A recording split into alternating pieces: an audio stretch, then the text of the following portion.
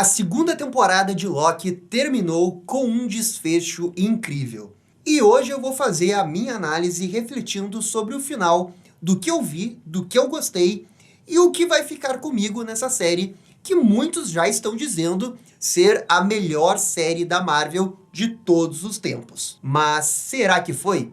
É isso que a gente vai ver na análise da segunda temporada de Loki.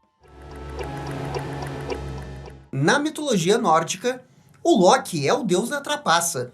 A sua representação tende a refletir o sentimento humano da arrogância, da grandeza, mas também de virtuosidade e da persistência de solucionar problemas de uma maneira não muito convencional, ou pelo menos de uma forma que nem Odin pensaria.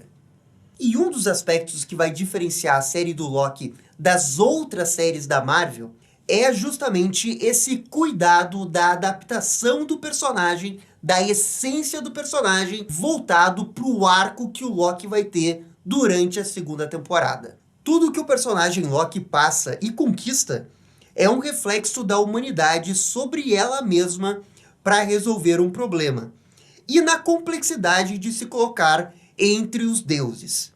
O Loki nos presenteia soluções inimagináveis totalmente além da capacidade humana, mas, essencialmente, suas ações são motivadas por sentimentos humanos, por apenas querer ficar com seus amigos e o seu lugar, o seu senso de pertencimento. Os obstáculos são apenas degraus, uma grande rede de fios que permeia a sociedade. O Loki, que é um deus e não um humano, é justamente no momento em que ele se senta no trono no final da temporada que ele é mais humano possível. Quando ele cumpre o que sentia que era o seu propósito, mas não porque tem poderes infinitos de manipular o tempo ou porque teve a ajuda do protagonismo, mas sim porque ele percebeu que um mundo sem ninguém para amar, conversar ou simplesmente desfrutar uma torta não vale a pena. A série brilhantemente fez o Loki quebrar a cabeça em busca de uma solução para um problema complexo, para chegar no final da série e a solução ser a mais simples possível, de que você precisa encarar os seus problemas de peito aberto, cara erguida e com coragem. E tudo isso para proteger os seus amigos. A série do Loki é grandiosa, claro, porque você está vendo um encerramento de temporada e você vê literalmente um deus ascendendo a um trono, a uma posição totalmente épica, maior do que ele. Mas a última cena da série é esse deus olhando diretamente para as nossas caras, quebrando a quarta parede e olhando de igual para igual. Não como Deus, mas talvez como um humano. Um humano que fez de tudo para proteger aqueles que ele ama. Agora, eu queria destacar uma cena que acontece no último episódio, que é justamente uma conversa que o Loki tem com aquele que permanece. Como eu disse, o Loki é o deus da trapaça, mas quem joga a trapaça a longo prazo é a própria variante do Kang. Ele engana o Loki para depois ser enganado pelo Loki, e depois tenta convencê-lo de que a única maneira de salvar o mundo é mantendo o status quo, a linha do tempo sagrada, aquilo que a Sylvie destruiu na primeira temporada. A outra Loki, o seu alter ego. É emblemático que depois da conversa com aquele que permanece, o Loki vai conversar com o Mobius, o seu melhor amigo, para ter uma última conversa reflexiva sobre o que ele precisa fazer e sobre o que devemos fazer. Afinal, ele vai ter que tomar uma decisão, né, que, segundo ele, só deuses podem tomar. Mas, como ele mesmo diz, ele é um deus. Logo após ele conversar com Mobius, ele vai conversar com a Sylvie, a sua variante. E aqui é quase como se fosse uma conversa mental, do Loki conversando com ele mesmo, um outro Loki. A última reflexão antes da tomada de decisão. É poético, pois é o seu ego conversando com seu alter ego. A Sylvie, na segunda temporada, representa tudo que o Loki gostaria de ser. E é a Sylvie que o convence de que a humanidade merece ter uma chance de luta, mesmo que seja inútil. Afinal, o verdadeiro livre-arbítrio não deveria ser tirado dela. Ela quer ter a escolha. E isso nem um deus como Loki deveria interferir, e muito menos aquele que permanece. E com isso a gente tem praticamente o episódio inteiro final, e é só conversa. Mas vejam como são conversas que ajudam a construir o desenvolvimento de personagem do Loki. Só que o ponto é que o livre-arbítrio é conquistado. E é aqui que entra o sacrifício do livre-arbítrio do Loki, com todo mundo. Ele tira o seu para dar para todo mundo. E com ele, assim, encontrando o seu propósito como Deus. O tal do glorioso propósito. E o fardo que vem com ele. Mas, no fundo, todo esse papo de Deus encontrar o seu propósito é muito mais sobre um amigo tirando o fardo do ombro de outro amigo. O que é um pouco irônico considerando o egocentrismo do Loki. É por isso que é tão legal que a última conversa antes dele se sacrificar e ele ir ao trono ali na cena final, seja com ele conversando justamente com uma outra Loki. Afinal, não é Victor Timely que vai impedir o fim da linha do tempo, é ele. Enquanto caminha para a redenção final, Loki assume a sua forma clássica, a representação que conhecemos da Marvel do Deus da Trapaça. E é isso, ele enganou o tempo, ele enganou aquele que permanece, ele encontrou a solução impossível. É ele quem vai resolver. O Loki abraça o seu destino como Deus, mas mais do que nunca motivado como um verdadeiro humano. Tal qual sua representação nórdica, ele resolveu o problema impossível. Seja pela sua arrogância ou pela sua inteligência, o Loki representa a resiliência humana diante do impossível. E para superar o impossível, apenas trapaceando. Não é ficção científica, é fantasia mesmo. Um deus ascendendo aos céus, que vão formar uma raiz, uma árvore, a Yggdrasil. Talvez a representação máxima da cultura nórdica. E não um simples totem de deuses de Thor e Odin, como o próprio Loki falou no meio da temporada, quando ele viu isso numa feira mundial. Loki abraça quem ele foi, quem ele é e quem ele será. E assim, a nova linha do tempo da Marvel é composta poeticamente por uma árvore que representa a vida. E assim, ó, eu sei que a gente pode ver a série para esse lado super épico, né, de consequências do universo da Marvel, mas aqui nesse caso eu acho que é importante a gente parar e olhar para esse lado humano que a série está propondo. Porque a série toda parece uma grande reflexão sobre encontrar o seu lugar e de erros que cometemos no meio do caminho. Ou erros que podem parecer erros, mas que são decisões que no futuro podem se provar ser certas. Tal qual a decisão da Sylvie de matar aquele que permanece na primeira temporada. Foi a decisão dela que desencadeou o problema da segunda temporada. Mas todo problema, na verdade, pode ser uma solução. Afinal, toda a decisão que levou ela a matar aquele que permanece se baseava no desejo dela de ter uma vida, de ter um livre-arbítrio na qual aquele que permanece nunca poderia julgar as outras pessoas que não estavam na linha do tempo sagrada. Ela tinha razão. E a longo prazo foi essa decisão que permitiu que Loki visse a escala maior e como encontrar a solução definitiva sem que nenhuma linha do tempo fosse podada. Afinal, todas as linhas do tempo merecem a vida. Todas as pessoas merecem uma fatia de tartar, mesmo quando o mundo está prestes a ruir. Todos merecem uma pausa no trabalho para focar nos seus filhos. E todos merecem uma segunda chance. Eu estou falando, claro, dos amigos do Loki. São essas pessoas que influenciaram e modificaram Loki para se tornar mais humano e perceber o seu lugar. Embora não esteja fisicamente com seus amigos no final da temporada, ele está ali, olhando todas as linhas do tempo. Paradoxalmente, ele está em todos os lugares ao mesmo tempo. Agora, um ponto polêmico que eu vou levantar aqui é como que a série do Loki simplesmente não almeja querer se conectar com o universo da Marvel. É óbvio que isso é um pouco de ironia, porque a história toda envolve literalmente as linhas do tempo se materializando e se tornando galhos de uma árvore. É óbvio que é sobre o multiverso da Marvel, mas também não é. Quero dizer, Toda história de multiverso, no fundo, é sobre escolhas. É de quem quase fomos ou de quem podemos ser. Entre as muitas alternativas e futuros possíveis, sobra apenas o seu reflexo e quem você é. O Loki tem esse dilema com a Sylvie. E, de novo, isso acontece na primeira temporada também.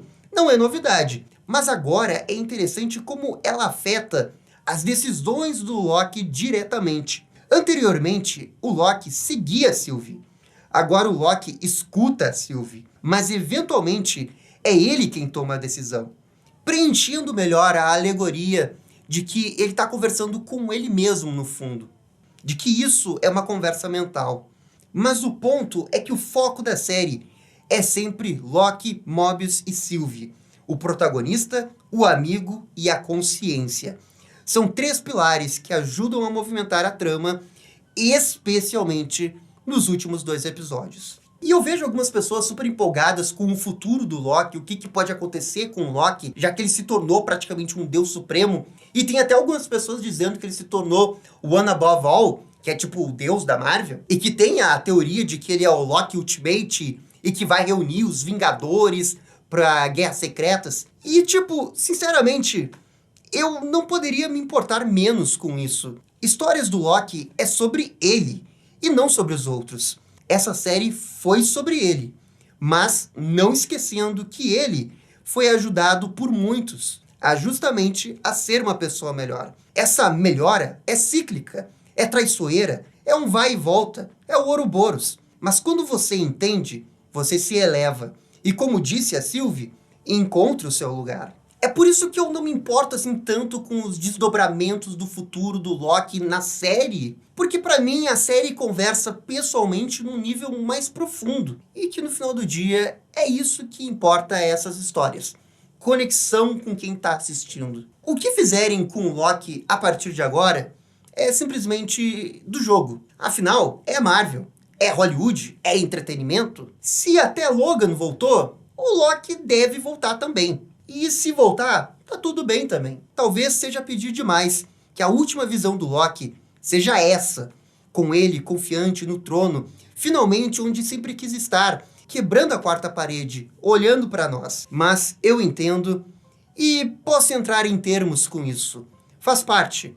Não é poético, mas faz parte. Agora, dado todos esses elogios, eu não acho que a 2ª temporada do Loki seja o estado da perfeição absoluto, puro, de uma série de super-heróis. Acredito que tenhamos alguns excessos narrativos que, sobretudo, não conseguem se destacar tanto quanto poderiam. Aqui entram Ramona e Miss Minute, que embora sejam personagens super interessantes, e a direção seja muito hábil em transformar a Miss Minute em uma grande ameaça e você realmente sentir medo em algumas cenas, o roteiro, infelizmente, se desfaz delas em prol do arco maior envolvendo aquele que permanece. No fundo, refletindo, é uma troca justa, pois eu acho que, narrativamente, é mais interessante ligar a participação da variante do Kang e termos as 2 temporadas encaixadas quase como se fosse uma única grande história. E com isso, dando uma sensação maior de que tudo foi planejado assim desde o início. Contudo, fica aquela sensação que ambas as personagens poderiam ser melhor aproveitadas, especialmente nos últimos 2 episódios. E além disso, considerando que essa é uma série do Loki, focada no Loki, e ele tem essa super incrível jornada de personagem ao longo de 2 temporadas, eu sinto que faltou um pouquinho mais de ligação com o passado do Loki. É questão de detalhe, mas talvez fosse pertinente mostrar o Loki conversando com a sua mãe, ou com Odin, ou mesmo o Thor. De qualquer jeito, como ele tinha a habilidade de pular pela linha do tempo e ir para qualquer lugar que ele quisesse, faria sentido ele também procurar um apoio familiar. Essa conexão familiar, com ele conversando, ele procurando as raízes, tentando se reconectar com o que ele se tornou agora, talvez fosse um excelente foreshadowing para a linha do tempo e Yggdrasil, que, de novo, é uma cena maravilhosa, é linda, é poética, mas poderia ter sido um pouquinho mais preparada. Era questão de uma cena ou 2 a mais para tirar 10. Quanto aos demais personagens, com exceção do Mobius e da Sylvie, fica aqui realmente o destaque para o Ouroboros. Ele simplesmente rouba a cena no primeiro episódio e é aquele amigo que todo mundo queria ter. O roteiro sabe encerrar a sua jornada de personagem fora da AVT, com ele querendo ser mais reconhecido com a questão do livro. Contudo, apesar do grande carisma do ator e da concepção da jornada de personagem ser muito boa, o uso do personagem acabou sendo apenas um gimmick para fazer a história andar. É que ele é um personagem muito legal, mas sem espaço para a história falar dele. Até que no momento final, ela decide falar dele. E fala muito bem. Mas talvez tenha sido um pouco tarde demais. Porque nesse momento estamos no episódio 5, no episódio 6. E esse é o momento que a história realmente foca na jornada de personagem do Loki. Agora, quanto aos demais personagens, eles estão ali, não tem nada de muito errado, mas também não tem nada de excepcional. Por exemplo, eu lembro dessa executiva da AVT que fala que se influenciou por causa de um discurso de um personagem. Mas vemos muito pouco esse personagem. Ela apenas muda fora de tela. Ainda assim, vale lembrar que esses personagens são coadjuvantes dos coadjuvantes. E talvez exigir mais tempo deles fosse tirar tempo dos principais. E bem, eu falei que um dos fatores que a série se destaca é a questão da adaptação do Loki, mas um outro ponto inquestionável que coloca essa série acima das outras séries da Marvel é o aspecto técnico. A direção, a trilha sonora, a cenografia e a edição é outro patamar. Nenhuma série da Marvel se compara com isso. E eu ouso dizer que até com filmes. É o produto mais bonito da Marvel. E ponto. O melhor exemplo disso é a cena em que acontece a dissolução do mundo em que a Sylvie se encontra, quando a mesma vai comprar um vinil. É simplesmente uma experiência maior. É algo raríssimo, e não só em séries da Marvel, mas de uma forma geral em séries de super-herói. Essa cena, juntamente com a cena que o Loki ascende ao trono, juntando as linhas do tempo, ficam na história como duas das melhores cenas de uma série do gênero de super-herói. E olha, esse elogio não é pouca coisa. Então, a segunda temporada é excelente, superou e muito as minhas expectativas. Eu acredito que os primeiros 4 episódios sejam muito bons, mas quando a gente chega no episódio 5 e no episódio 6, a gente está falando de uma outra série num outro nível de excelência. E é num nível de primor que, sinceramente, eu nunca tinha visto numa série da Marvel. E especialmente no final, porque o que mais se criticava nas séries da Marvel era justamente os finais. E aqui é justamente o contrário. É o build-up que ajuda a engrandecer os 2 últimos episódios. Se fosse avaliar só os últimos 2 episódios, seria facilmente a melhor temporada que a Marvel já fez, rivalizando até mesmo com a primeira temporada do Demolidor. Agora, no todo, contando os 6 episódios, ela fica no excelente, mas não chega no nível da primeira temporada do Demolidor. E por isso chegou a hora de dar a nota. Espero que vocês tenham gostado desse vídeo que foi um pouco mais roteirizado e não mais emocionado, porque eu gostei tanto desse episódio que eu queria escrever os sentimentos que eu estava sentindo com o episódio. Por isso que eu fiz o roteiro. Agora, quanto à nota, o último episódio eu vou dar nota 10. Foi emocionante, a cena final foi muito boa, a jornada, foi tudo incrível. Eu sinto que não dar 10 seria uma grande injustiça com as outras notas que eu já dei em outros momentos, que eu já dei 10 com até menos do que isso. Agora, para a segunda temporada, de uma forma geral, eu vou dar nota 9. Antes dessa temporada, eu tinha minhas dúvidas se Loki era a melhor série do MCU. Eu ficava na dúvida se era WandaVision, se era Falcão Soldado Invernal, mas agora com a segunda temporada não tem comparação. Ela é, sem sombra de dúvidas, a melhor série da Marvel Studios. Por isso, parabéns aos envolvidos, é um material para se ter orgulho. Uma série de ficção científica de primeiríssimo nível. Mas enfim, galera, isso daqui é só minha opinião. Por favor, comentem aqui sobre o que vocês acharam do final de Loki. E no mais, muito obrigado e até a próxima. Tchau, tchau. E essa foi a nossa crítica de Loki temporada 2. E aí, gostaram? Não gostaram? Deixem suas opiniões nos comentários. E se curtiram o vídeo, deixe aquele joinha e inscreva-se no canal para ficar sabendo absolutamente tudo sobre Batman. Obrigado, gente, e até a próxima. Tchau, tchau.